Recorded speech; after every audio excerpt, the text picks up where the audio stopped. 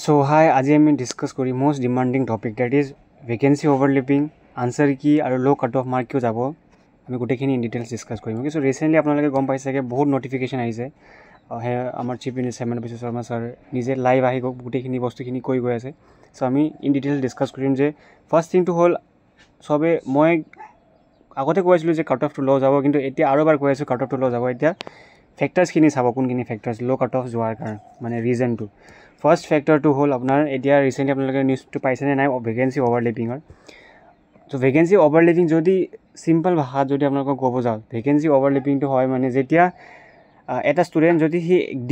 Degree লেভেলৰ হয়, মানে যোনে সি গ্ৰেজুৱেশ্যন কমপ্লিট কৰিছে, তেখেতে কি কৰে হায়াৰ ছেকেণ্ডেৰী লেভেলৰ কাৰণে তেখেতে ইলিজিবল, আৰু তেখেতে ডিগ্ৰী লেভেল যোনটো এক্সাম হয় সেইটো কাৰণে তেখেতে ইলিজিবল থাকে। আৰু যদি যোনটো ডিজাৰ্ভিং কেণ্ডিডেট থাকে, যোনে বহুত কষ্ট কৰে, তেখেতে কি কৰে যোনটো হায়াৰ ছেকেণ্ডেৰী লেভেলতো পায়, হায়াৰ ছেকেণ্ডেৰী লেভেলতো পায় আৰু গ্ৰেজুৱেশ্যন লেভেলতো পাই যায়। কাৰণ সিহঁতৰ যদি এটা ষ্টুডেণ্টে ডিগ্ৰী লেভেল চাকৰিটো পায়, ডেট মিনছ তেখেতৰ হায়াৰ ছেকেণ্ডেৰী লেভেল ক্লিয়াৰ কৰাও তেখেতৰ ওপৰত কেপাবিলিটিটো থাকে ন, তেখেতে দুটাই ক্লিয়াৰ কৰে, দুটাই স্কিল টেষ্টটো দিয়ে, দুটাই চব হৈ যায়, কিন্তু দুটাই চাকৰিটো পাই যায়। এতিয়া সিহঁতে মানে এটাটো লৈ লয় আৰু এটাটো মানে নেগলেক্ট কৰি দিয়ে, মানে এইটো ভেকেঞ্চি কি হয় ভেকেণ্ট থাকি যায়। এইটো জইন কৰি লয় কিন্তু এইটো ভেকেণ্ট থাকি যায়। আৰু এইটো ভেকেঞ্চিৰ কাৰণে যোৱাবাৰ কাৰণে কোনো ধৰণৰ ৱেইটিং লিষ্ট ৰিক্ৰুটমেণ্ট কৰা নাছিলে, এইটো মানে খালী থাকি গ'ল। আৰু সেইটো প্ৰচেছৰ কাৰণে যোৱাবাৰ বহুতখিনি ভেকেঞ্চিজ মানে ভেকেণ্ট থাকি গ'ল মানে, আৰু সেইটো ফুলফিল কৰা নহ'ল। কিন্তু এইবাৰ কি কৰিছে, এইবাৰ যদি এটা কেণ্ডিডেটে দুটা লেভেলতে পায় অ'কে, তেতিয়া যোনটো হায়াৰ গ্ৰেড পায়, যাৰ দৰমহা বেছি, ছাপ'জ হায়াৰ ছেকেণ্ডেৰী লেভেলত ক্লিয়াৰ কৰিছে, ডিগ্ৰী লেভেলত ক্লিয়াৰ কৰিছে, এতিয়া ডিগ্ৰী লেভেল দৰমহাটো অলপ বেছি, তেতিয়া সেই কেণ্ডিডেটটো ডিগ্ৰী লেভেলৰ চাকৰি পাব আৰু হায়াৰ ছেকেণ্ডেৰী লেভেলটো চাকৰিটো তাৰ অট'মেটিকেলি কাটি যাব, সি নাপায়, ইয়াৰ জেগাত বেলেগ এটা মানুহ সোমাই দিয়া হ'ব। সেইকাৰণে য'ত এইটো ভেকেঞ্চিটো ভেকেণ্ট নাথাকে। ছেম কেছ হয় আপোনাৰ যোনটো ক্লাছ 10 লেভেল আৰু এইচএছ লেভেলত, য'ত এটা হাই ছেকেণ্ডেৰী পাছ কেণ্ডিডেটে দুটাতে এপ্লাই কৰিব পাৰে ন। ক্লাছ 10টো তাৰ কাৰণে বহুত ইজি হৈ যায়, যোনে সেইটো এক্সাম দিয়ে, আৰু হাই ছেকেণ্ডেৰী লেভেলটো সি ক্লিয়াৰ কৰি দিয়ে ডিজাৰ্ভিং কেণ্ডিডেটে। চ' দুটাতে পাই যায়, দুটাতে স্কিল টেষ্ট ভাইভা চাইভা দিয়ে, দুটাতে চাকৰি পাই যায়। কিন্তু সি এতিয়া কোনটো ল'ব, সিটো হাই ছেকেণ্ডেৰী লেভেল চুজ কৰিব, কাৰণ হাই ছেকেণ্ডেৰী লেভেলৰ দৰমহা বেছি। চ' এইটো ভেকেঞ্চিটো ভেকেণ্ট থাকি যায় পষ্টটো, তো এইটো খালী থাকি গৈছিলে যোৱাবাৰ, কিন্তু এবাৰ এইটো নহয়। এতিয়া হায়াৰ যোনটো দৰমহা থাকে সি সেইটো জইন কৰি ল'ব, আৰু যোনটো কম দৰমহা থাকে সেইটো তাৰ অট'মেটিকেলি হাতি যাব, আৰু যোনে বেলেগ কেণ্ডিডেটে এইটো জেগাত সোমাই যাব অ'কে। চ' সেইটো কাৰণে মানে এইবাৰ বহুতজন ষ্টুডেণ্টছৰ ছিলেকশ্যন হ'ব as compare to last year okay. তাৰপিছত ছেকেণ্ড কথাটো হ'ল ল' কাট অফ। এতিয়া কাট অফ জাষ্ট আপোনালোকক কৈ দি আছোঁ, যদি আপোনালোকে জেনেৰেল হয় অ'কে, যদি আপোনালোকে 110 মান যদি আপোনালোকে পাই আছে, দেন আপোনালোকৰ বহুত এটা ধুনীয়া ষ্টেজত আছে আপোনালোকে জেনেৰেল যদি আছে, কাৰণ পেপাৰটো ইজি আছিলে অ'কে। আপোনালোকে নিজে দিছে, নিজে গম পাইছে যে পেপাৰ কিমান ইজি আছিলে। ইংলিছ ছেকশ্যন, GS ছেকশ্যনটো অলপমান টাফ আছিলে, কিন্তু যদি আমি যোৱাবাৰ লগত আমি কম্পেয়াৰ কৰোঁ মেথছ আৰু ৰিজনিং আৰু ইংলিছক, মানে বহুত ল' লেভেল আহিছে। সেইকাৰণে মই কৈছোঁ যদি আপোনালোকে জেনেৰেল হয়, যদি আপোনালোকে 110 প্লাছ আছে, যদি আপোনালোকে বহুত ধুনীয়া স্ক'ৰ আছে। যদি আপোনালোকে OBC হয় অ'কে, OBC কাষ্টটো বিলং কৰি আপোনালোকে যদি 100 স্ক'ৰ কৰিছে, তেনে আপোনালোকে এটা বহুত ভাল স্ক'ৰ কৰিছে, আপোনালোকৰ ৰিটেন কোৱালিফাই হোৱাৰ চান্সেছ বহুত বেছি আছে অ'কে। কাৰণ তাৰপিছত কৈ আছোঁ কাৰণটো SC আৰু ST যদি আপোনালোকে 90 প্লাছ আছে, তেনে আপোনালোকৰ চান্সেছ বহুত বেছি আছে। কাৰণ এতিয়া নেগেটিভ মাৰ্কিং আছে অ'কে, নেগেটিভ মাৰ্কিঙৰ কাহানী আপোনালোকক কৈ আছোঁ মই।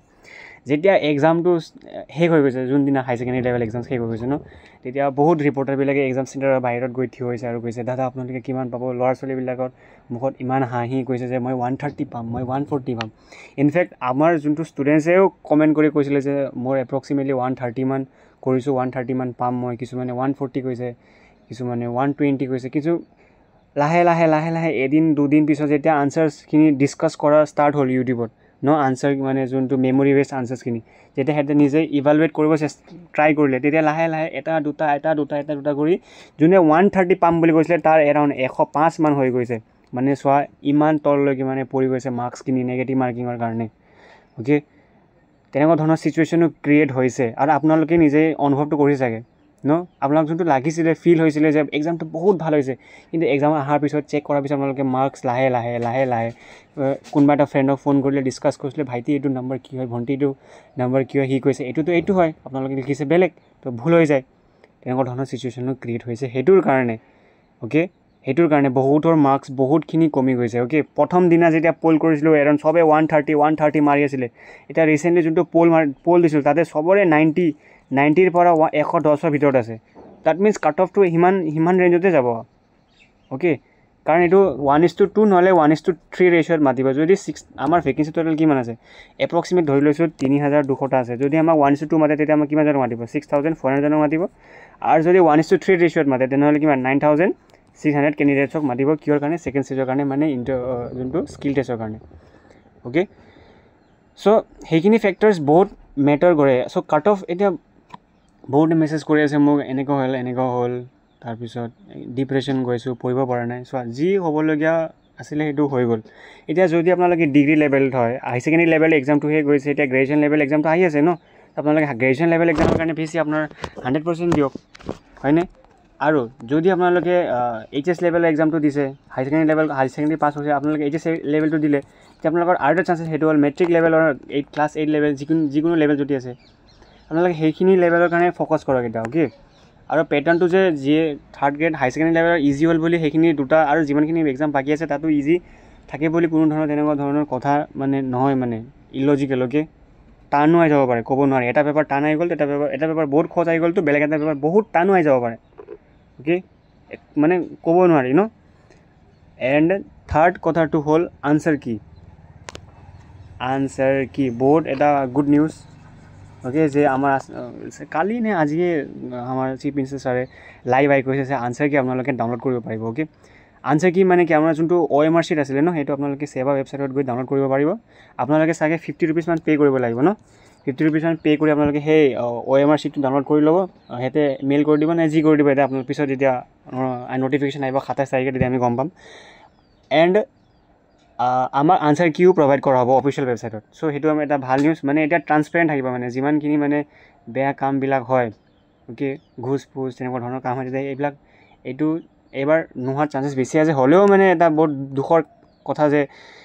এক্সাম হোৱাৰ লগে লগে আমি গম পাইছোঁ যে পেপাৰ লিক হৈছিল তেনেকুৱা ধৰণৰ নিউজ য'ত লখিমপুৰ নে কোনোবা এটা জেগাত এৰাউণ্ড 13জন মানুহক ধৰিছে যে সিহঁতে পেপাৰ মানে তেনেকুৱা ধৰণৰ বস্তু হৈছে বেয়া কাম হৈছে এক্সাম ৰিলেটেড চ' বহুত কষ্ট কৰাৰ পিছত তেনেকুৱা ধৰণৰ চিটুৱেশ্যন যেতিয়া ক্ৰিয়েট হয় বহুত দুখ লাগে ন কাৰণ বহুত বছৰৰ পাছত ল'ৰা ছোৱালীখিনিয়ে প্ৰেক্টিছ কৰে মক টেষ্ট দিয়ে নিজৰ 100% দিয়ে ন বাট ষ্টিল এইবিলাক কথা আমি চাইডত থওঁ আমি নিজৰ কষ্ট কৰি যাওঁ আৰু এটা নটিচ মই পাইছোঁ আজিৰ পৰা 5-6 মাহ আগত যে যাৰ ঘৰত গভৰ্ণমেণ্ট চাকৰি নাই তাক এডিশ্যনেল 5 মাৰ্কছ বা 10 মাৰ্কছ কিবা এটা মাৰ্কছ দিম বুলি কৈছিলে হিমন্ত বিশ্ব শৰ্মা ছাৰে চ' সেইটো চাব লাগিব সেইটো কি কৰে এতিয়া গভৰ্ণমেণ্টে ন চ' যদি আপোনালোকে গোটেইখিনি বস্তু বুজি পাইছে দেন ৱেল এণ্ড গুড যদি আপোনালোকৰ কাট অফ সিমানত ৰেঞ্জ কৰে তেনে আপোনালোকে ছেকেণ্ড ষ্টেজৰ কাৰণে প্ৰিপেৰেশ্যন কৰক আৰু যিমানখিনি এক্সামছ আহি আছে তাৰ কাৰণে ভালকৈ প্ৰিপেৰেশ্যন কৰক গোটেইখিনি ক্লাছেছটো আমি লৈ থৈছোঁ গোটেইখিনি আপোনালোকে লিংক ডিছক্ৰিপশ্যনত পাই যাব English reasoning maths every subject related so' এতিয়া আপোনালোকে কি কৰিব গ্ৰেড 4ৰ কাৰণে যোনে প্ৰিপেৰেশ্যন কৰি আছে এতিয়া গ্ৰেজুৱেশ্যন লেভেলটো আহি গ'লে 29ত নে 28ত আপোনালোকৰ গ্ৰেজুৱেশ্যন লেভেল এক্সাম আছে কিন্তু যোনটো এতিয়া আহি আছে এক্সাম আহিবলগীয়া আপোনাৰ গ্ৰেড 4ৰ এক্সাম তাৰ কাৰণে মই এটা ধুনীয়াকৈ শ্বেডিউলখিনি বনাই আছোঁ আপোনালোকৰ কাৰণে 3টা ফুল গ্ৰেড 4ৰ কাৰণে ফুল মক টেষ্ট বনাই আছোঁ প্ৰচেছো চলি আছে আমি এতিয়া গ্ৰেজুৱেশ্যন লেভেল পেটাৰ্ণটো চাই ল'ম কেনেকুৱা ধৰণৰ পেটাৰ্ণ আহে যদি হাই ছেকেণ্ডেৰী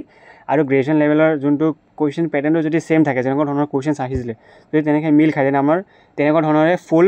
মানে লেটেষ্ট পেটাৰ্ণৰ মক টেষ্টটো বনোৱা হ'ব এভৰি ছাবজেক্টত maths English reasoning GK okay everything তাৰ বেচিছত গোটেইখিনি থাকিব লগতে আপোনালোকৰ কাৰণে ফ্ৰী PDF ভাবিছোঁ এটা বেলেগে টেলিগ্ৰাম এটাই বনাই দিওঁ চেনেল এটা বনাই দিওঁ য'ত আমি গ্ৰেড 4ত সদায় কুৱেশ্যন প্ৰেক্টিছ কৰিম PDFখিনি আপোনালোকক দিম যেনেকৈ ইম্পৰ্টেণ্ট আছাম হিষ্ট্ৰীৰ যিমানখিনি PDFs থাকে কেপিটেল কাৰেঞ্চি তেনেকুৱা ধৰণৰ গোটেইখিনি আপোনালোকে জাষ্ট ৱেইট কৰক 1 তাৰিখলৈকে তেতিয়ালৈকে মই বস্তুখিনি গোটেইখিনি ৰেডি কৰিব ট্ৰাই কৰি আছোঁ আৰু একদম ভালকৈ একদম এইবাৰ গ্ৰেড 4ত যিমানখিনি ভেকেঞ্চি আছে গোটেই যাতে মানে আমি কেপচাৰ কৰিব পাৰোঁ ন ভালকৈ পঢ়ি so' till then keep here best of luck যদি কিবা ডাউট আছে আপোনালোকে কমেণ্ট কৰি জনাব পাৰে আৰু নেক্সট ভিডিঅ' আপোনালোকক কোনটো টপিকৰ ওপৰত লাগে কমেণ্ট কৰি জনাব আপোনালোকৰ সেই টপিক ৰিলেটেড মই ভিডিঅ' বনাম আৰু আপলোড কৰি দিম চ' থেংক ইউ ৱাচিং দ্য ভিডিঅ'